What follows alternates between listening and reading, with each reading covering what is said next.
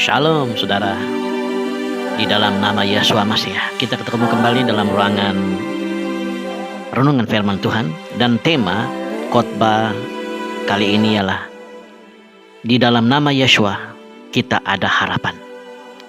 Saya ulangi, di dalam nama Yeshua kita ada harapan. Nah saudara, yang pertama, jangan sekali-kali kita hilang harapan bahwa Yeshua akan datang kembali. Karena janjinya ini adalah pasti, saudara. Yeshua memulakan kata-kata dorongannya kepada murid-muridnya dengan berkata, "Janganlah kamu risau, percayalah kepada Elohim dan percaya jugalah kepadaku. Di dalam rumah Bapakku terdapat banyak tempat kediaman, dan aku akan pergi menyediakan tempat untukmu. Aku tidak akan berkata demikian kepada kamu sekiranya hal itu tidak begitu. Setelah aku pergi menyediakan tempat untuk kamu, aku akan kembali lalu membawa kamu ke tempatku supaya kamu tinggal di tempat aku tinggal." Yohanes pasal 14 ayat 1 hingga 3. Luar biasa ya saudara. Yeshua tidak pergi kembali ke surga dengan begitu saja tanpa ada satu jaminan harapan untuk muridnya. Ini adalah ungkapan atau perkataan-perkataan Yeshua yang memberikan jaminan yang luar biasa kepada murid-muridnya. Bukan saja murid-muridnya, tetapi untuk Anda dan saya saat ini. Nah saudara, di dalam Yohanes pasal ke-13, Yeshua baru saja mengumumkan bahwa salah seorang daripada murid-muridnya itu akan mengkhianati dia, dan bahwa Petrus akan menyangkal dia. Murid-murid itu sudah bersama Yeshua selama 3,5 tahun. Dan mereka melihat bahwa ada sesuatu yang sangat berat atau ada musibah yang bakal berlaku. Mereka boleh merasakan daripada melihat air muka wajah Yeshua, dan daripada nada suaranya mereka merasakan ada sesuatu kemuncak yang segera berlaku. Dan betul saudara, takaan mereka.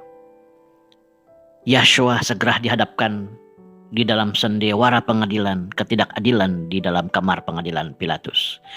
Kesengsaraan akibat sebatan oleh askar Romawi berada di atas salib, dan dia mengalami penghinaan dalam memikul bebanan dosa dunia ini. Nah saudara, murid-murid Yeshua telah menyerahkan hidup mereka untuk dia. Petrus, Yakobus, dan Yohanes sanggup meninggalkan pekerjaannya sebagai nelayan. Matius telah meninggalkan pondok pemungut cukainya. Dan boleh dikatakan setiap murid-murid Yeshua telah mengorbankan sesuatu demi mengikuti dia. Dan kini Yeshua pula akan pergi ke suatu tempat di mana mereka tidak dapat mengikutinya. Kini saudara, mereka merasakan kesepian karena mereka terpaksa berhadapan dengan pelbagai pencobaan dan persingketaan hidup tanpa Yeshua berada di samping mereka. Inilah yang membuatkan mereka rasa risau. Mereka merasa risau dan sedih kesepian karena akan mengalami banyak cabaran. Dan mereka merasa bahwa di dalam menghadapi banyak cabaran, Yeshua tidak ada di samping mereka. Mereka keliru, bingung, bimbang, dan khawatir.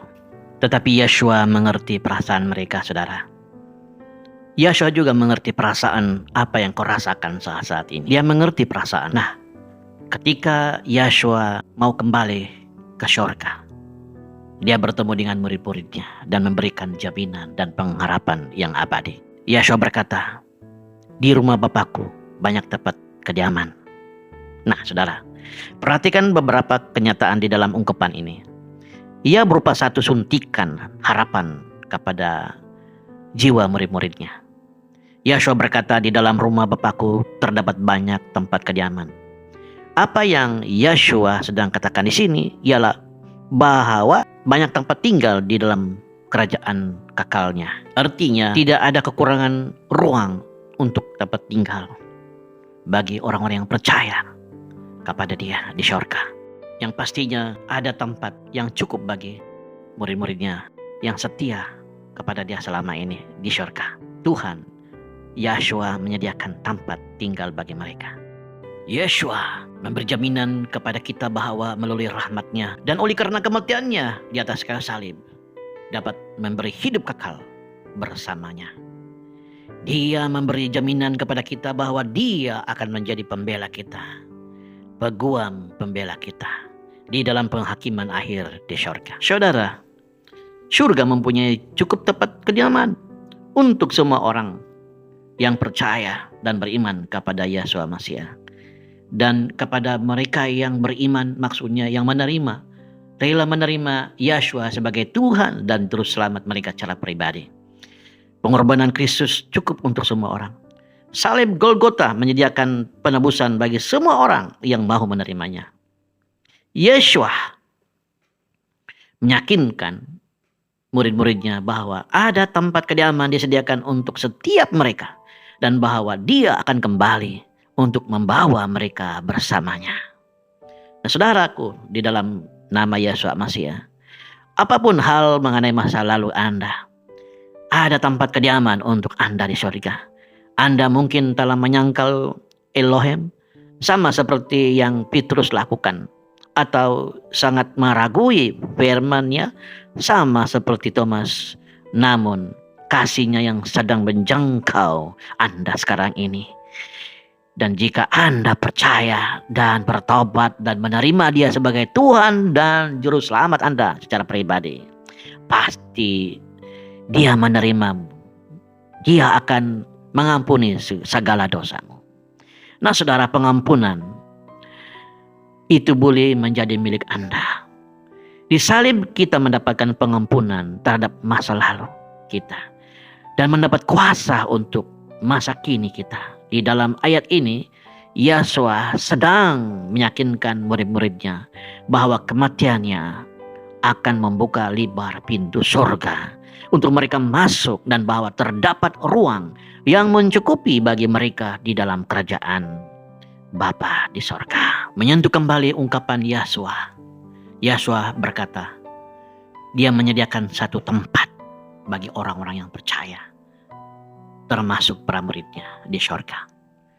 Nah, saudara, apakah maknanya bahwa Yeshua sedang menyediakan satu tempat kediaman untuk kita? Sudah tentulah itu bukan berarti bahwa Dia adalah seorang penyelia pembinaan yang mengarahkan para malaikat tentang bagaimana membina rumah surgawi kita. Saudara, dalam kitab Daniel pasal 7 ayat 22 berbunyi demikian. Dengan penuh kemenangan mengisytiharkan bahwa keadilan diberikan kepada orang-orang kudus milik yang maha tinggi. Wah, luar biasa ya. Luar biasa firman ini. Nah, saudara, kita boleh memiliki damai sejahtera yang kekal karena Yeshua telah mati untuk kita, hidup untuk Dia. Kita boleh memiliki damai sejahtera karena Dia yang telah mati untuk kita dan hidup untuk kita, akan datang kembali untuk kita. Luar biasa ya, saudara. Janji Tuhan dan jaminan Tuhan kepada Anda dan saya yang percaya, beriman, dan terima Dia sebagai Tuhan dan Juru Selamat kita secara pribadi. Nah, saudara, fikirkan mengenai kematian murid-murid Yeshua. Adalah dipercaya secara umum bahwa setiap mereka telah menderita mati syahid, kecuali Yohanes. Namun ini yang kita ketahui dengan pasti. Yakobus telah dipancung kepalanya oleh Herodes. Petrus telah disalibkan secara keadaan terbalik. Nah, kemungkinan pada tahun 66 oleh tentara Maharaja Nero. Nah, saudara, Yohanes telah dimasukkan ke dalam kuali berminyak, namun dia tidak mati. Dia dimasukkan di dalam minyak yang mendidih, tetapi dia tidak mati. Kemudian dia telah dibuang ke Pulau Patmos oleh Maharaja Domitian. Nah, dan di Pulau Patmos itulah dia menerima wahyu daripada Tuhan. Rasul Paulus pula telah dipenjara bertahun-tahun lamanya di dalam penjara bawah tanah di Roma. Kemudian dia telah dipancung pada tahun yang sama oleh Maharaja Nero. Petrus telah mati syahid pada tahun 66 tahun Masehi. Nah, saudara, setiap murid-murid itu kecuali Yohanes telah mati syahid, namun mereka memperoleh kemenangan yang luar biasa. Mereka semua tidak gentar menghadapi kematian. Sebaliknya mereka berani menghadapi kematian. Karena janji-janji yang luar biasa yang telah diberikan oleh Yeshua Mesih kepada mereka. Mereka memperoleh kemenangan, mengatasi segala ketakutan. Mereka tetap setia di sebalik keadaan yang mereka lalui. Saudara, batin mereka dipenuhi dengan damai sejahtera yang melampaui segala akal. Ini tercatat dalam Filipi pasal 4 ayat 7. Kenapa? Karena mereka tetap percaya dengan sungguh-sungguh akan janji yang Yeshua telah berikan kepada mereka. Janji yang luar biasa. Dan kalau saudara dan saya mengimani, percaya pada janji oleh Yeshua ini, maka kita juga bisa beroleh kemenangan. Kita tidak takut menghadapi kematian, tidak takut menghadapi segala cabaran di dalam hidup kita. Meskipun cabaran itu membawa kematian kepada tubuh fisik kita. Rahasia yang kedua, jangan hilang harapan. Yeshua memperingatkan pada murid-muridnya, jangan hilang harapan. Saudara, Yeshua sentiasa ada di setiap saat untuk memberikan kita bimbingan dan arahan melalui doa. Yeshua berjanji untuk mendengar doa kita. Dia berjanji mendengarkan segala permintaan kita dan mengabulkan segala permohonan kita jika kita memintanya di dalam namanya. Nah saudara, berikut adalah firman-Nya di dalam Yohanes 14 ayat 12 hingga 14. Yeshua berkata, sesungguhnya aku berkata kepada kamu, siapa yang percaya kepadaku akan melakukan apa yang kulakukan, malah pekerjaan yang lebih besar lagi, karena aku pergi kepada Bapa. Apa saja yang kamu minta dengan namaku, aku akan melakukannya, supaya kemuliaan Bapa ternyata melalui anaknya. Apa saja yang kamu minta daripadaku dengan namaku, akan kulakukan. Nah saudara, jaminan yang Yeshua berikan kepada murid-muridnya adalah jaminan yang menakjubkan. Belum pernah ada nabi-nabi yang mendakwa dirinya nabi yang bisa beroleh kekuatan untuk mengucapkan sama seperti yang Yeshua katakan kepada murid-muridnya. Saudara, rahasia yang ketiga, jangan sekali-kali putus harapan untuk percaya bahwa Yeshua tidak akan meninggalkan kita sendirian. Saya ulangi, jangan sekali-kali putus harapan untuk percaya bahwa Yeshua tidak akan meninggalkan kita sendirian. Kita bukanlah yatim piatu yang tidak punya bapa. Yeshua telah berjanji bahwa kehadiran pribadinya melalui pelayanan Roh Kudus akan sentiasa bersama kita. Yeshua menyatakan kebenaran kekal ini dengan tegas. Dia tidak membuatnya lebih jelas lagi selain daripada perkataan yang sangat jelas ini. Dia berkata, aku tidak akan meninggalkan kamu seperti anak yatim piatu. Yohanes pasal 14 ayat 18. Lihat ungkapan ini, tidak meninggalkan kita seperti anak yatim piatu. Luar biasa. Artinya karena inilah para murid-murid Yeshua Mesih sanggup mati dengan penuh pengharapan. Mereka mengalahkan ketakutan untuk menghadapi kematian. Mereka sanggup mati syahid mengabarkan Injil. Mereka tidak gentar kepada kematian. Biarpun kematian menjemput mereka, mereka tetap percaya dan beriman. Mereka menghadapinya dengan penuh harapan karena janji Tuhan Yeshua Mesih yang luar biasa ini kepada mereka. Yeshua meyakinkan kita bahwa Dia akan mengutus pribadi ketiga pada ketuhanan sebagai wakil pribadinya untuk membekalkan segala keperluan kita. Yohanes pasal 14 ayat 26 dan ayat 27 menyatakannya seperti berikut. Namun demikian penolong yaitu Roh Kudus yang akan diutus Tuhan dalam namaku akan mengajarimu segala-galanya dan mengingatmu tentang apa yang telah kukatakan kepadamu. Sejahtera kutinggalkan bagimu, sejahtera ku sendiri kuberikan kepadamu. Apa yang kuberikan kepadamu bukan seperti yang disuguhkan oleh dunia.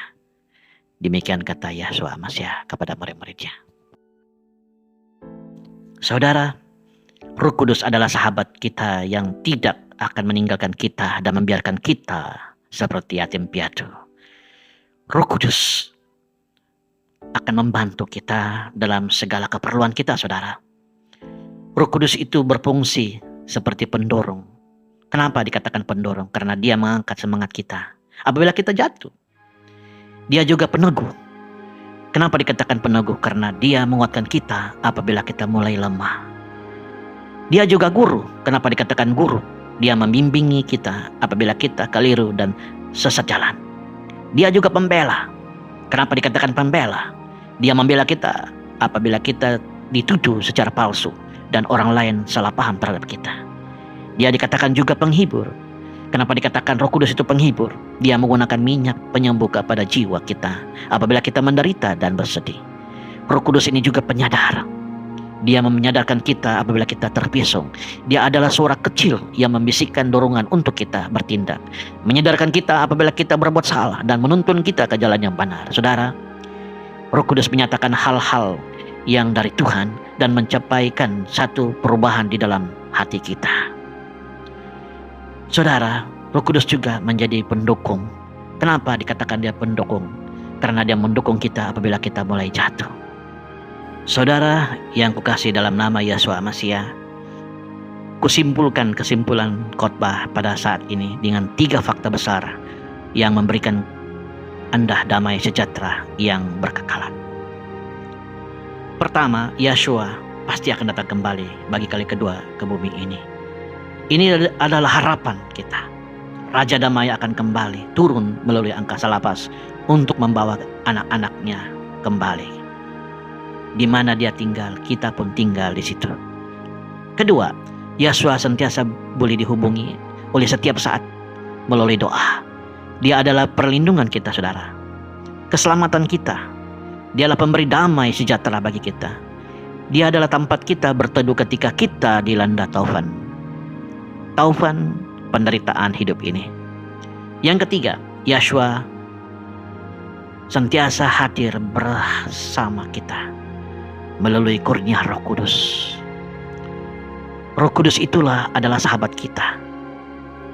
Roh Kudus itulah penolong kita yang boleh dipercayai, berjalan seiring dengan kita untuk memberikan damai sejahtera yang berkekalan. Amin, saudara. Jikalau para murid Yeshua Masiah berani menghadapi kematian, mengalahkan kuasa kematian, mereka sanggup berkorban demi pengkabaran Injil. Mereka mati syahid menghadapi kematian, meskipun itu sangat sakit sekali, tetapi mereka menghadapinya dengan penuh damai sejahtera. Karena damai sejahtera itu ada di hati mereka. Damai sejahtera itu ada karena mereka percaya kepada janji-janji Yeshua Masiah. Dan kalau ada damai sejahtera di hati kita oleh pertolongan Roh Kudus, maka kita tidak gentar menghadapi apapun musibah, penderitaan yang bakal kita hadapi. Semakin penderitaan ada, semakin tinggi iman kita, semakin tersenyum kita, semakin keyakinan kita bertambah. Kenapa, saudara? Karena kita tahu di hadapan sana ada harapan yang kekal abadi untuk kita. Yeshua Masiah kembali lagi. Yeshua itu menjadi pembela kita. Yeshua Masiah menjadi peguam kita saat kita berdiri di hadapan Tuhan yang mengadili kita. Dan luar biasa sekali, Tuhan yang mengadili kita pada penghakiman akhir zaman itu ialah Yeshua Masiah sendiri yang jadi hakim. Dia mengenal Anda dan Anda pasti diselamatkan karena dia kenal dengan Anda. Karena Anda sanggup menderita untuknya di dalam dunia ini dan sanggup menerima dia sebagai Tuhan dan juru selamat Anda secara pribadi. Amin, saudara. Shalom. Sampai jumpa kembali lagi. Amin.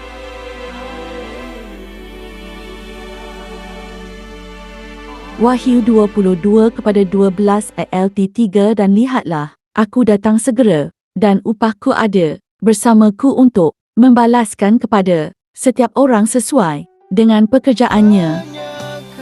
Wahyu 22:13-3 Akulah Alfa dan Omega, permulaan dan penghabisan, yang pertama dan yang terakhir. Wahyu 22:14-3 Berbahagialah mereka yang melakukan perintah-perintahnya sehingga Otoritas mereka akan ada atas pohon kehidupan dan mereka boleh masuk ke dalam kota itu melalui pintu gerbang